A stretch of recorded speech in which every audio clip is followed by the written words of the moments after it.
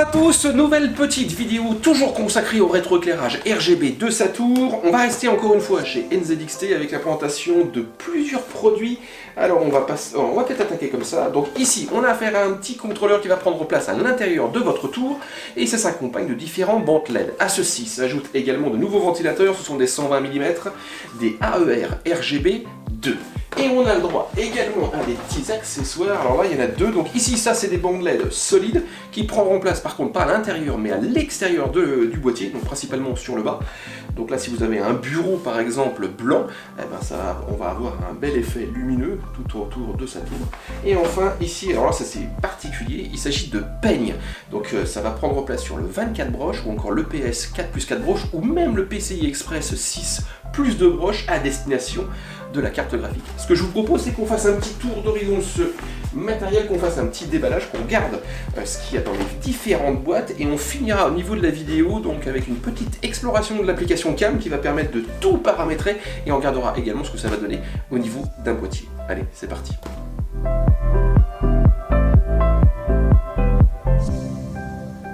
Au niveau du contrôleur, donc le U2, petite boîte assez typique de NZXT, c'est très sobre au niveau de la présentation. À l'intérieur, on va retrouver donc une petite documentation qui vous permettra de connaître donc les fonctionnalités du contrôleur, mais également la manière de le connecter dans votre PC. Donc le petit contrôleur ici, qui est emballé dans un petit plastique pour le protéger, on remarque tout de suite qu'il y a 4 entrées, donc il y a 4 canaux RGB, 40 LED ou encore 6 accessoires au niveau de la possibilité de sa gestion.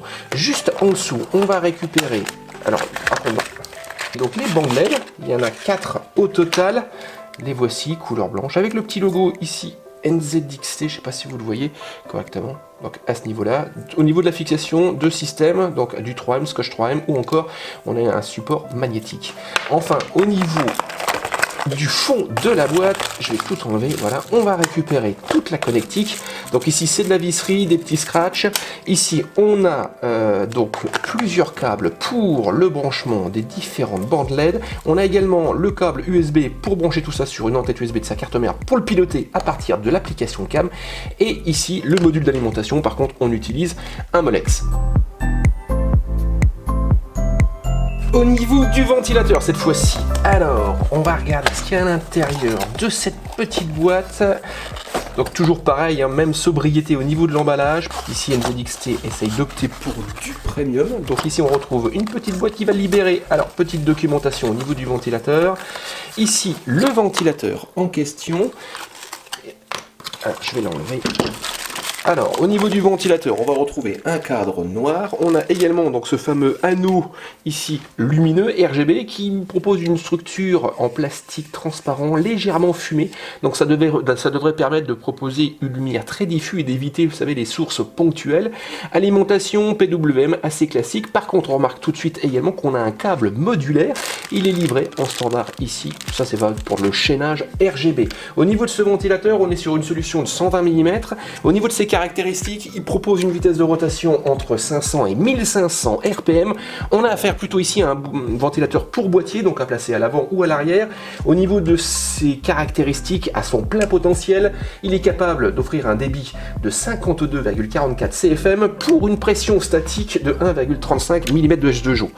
Donc ici, la pression statique correspond à la force avec laquelle il va être capable de propulser l'air. On finit donc avec les deux petits accessoires. Ici c'est le U2, donc Underglow. Le but, ce sont des bandes LED qui viendront prendre place sous votre boîtier et donc utiliseront normalement le support sur lequel il est posé pour augmenter la diffusion de la lumière et d'avoir un effet donc un peu plus important au niveau externe. Au niveau du packaging, donc qu'est-ce qu'on va retrouver dans cette fameuse boîte? Alors, ça se présente de cette manière-là. Il y a pas mal de petites choses. Alors, on récupère les deux petites bandes LED que je vous disais, en métal. Voilà. Et on récupère également, alors ça c'est un petit cordon pour le RGB. Et on retrouve, alors ça c'est une bonne idée, c'est une équerre PCI. Donc du coup on utilisera simplement un slot d'extension à l'arrière pour pouvoir alimenter donc ces deux barres LED à placer, donc comme je vous le disais, sous le boîtier. Enfin c'est conseillé, vous pouvez le mettre où vous voulez. Et le deuxième accessoire, je vais mettre ça de côté, c'est celui-ci qui est un petit peu particulier. Donc il s'agit de peignes, la petite boîte. Donc à chaque fois c'est quand même vraiment très bien présenté. Documentation une nouvelle fois, voilà, ça c'est vide. Voilà, et vous allez récupérer, donc ça se présente de cette manière-là. Et donc le but, ça va être d'apporter de la couleur à votre câblage, comme ceci. Voilà, donc alors je vous ai préparé un petit câble pour vous montrer. Voilà, là j'ai un faisceau amovible, donc avec différents câbles, et on viendra donc utiliser un peigne qu'on insérera en fait donc au niveau, vous voyez, de cette manière-là, donc au niveau des différents câbles. Et ensuite on pourra mettre la couleur que l'on souhaite en fonction de ses envies et de ses besoins. Et ce que je vous propose, c'est que je mette tout ça en place dans un boîtier et qu'on découvre en fin de compte le résultat final.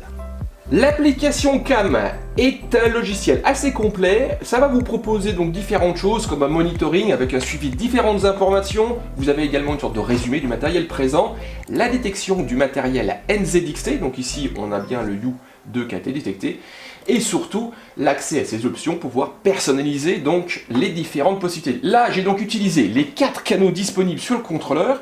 Le channel 1 correspond au niveau du boîtier aux 2 ventilateurs avant, donc là ils sont configurés en rouge. Donc là pour changer de configuration, il suffit simplement de le sélectionner. Et ici j'ai accès à différentes choses, donc ça va être du preset Smart, Custom, Audio, Gaming. Donc on peut soit appliquer des effets avec des couleurs, soit mettre en place le rétroéclairage en fonction de certains événements de son PC. Donc par exemple ici, je peux très bien sélectionner la température des 2 ventilateurs en fonction de la température processeur. Sachant qu'ici, je vais du bleu jusqu'au niveau du rouge. Donc je fais appliquer et cet effet est appliqué uniquement au niveau des 2 ventilateurs. Le channel 2, donc ici normalement si je ne me trompe pas, donc là je vais désélectionner les 2 ventilateurs avant. Donc le channel 2, si je ne me trompe pas, ça correspond donc à ce qu'on a sur le bas, qui est en vert là actuellement.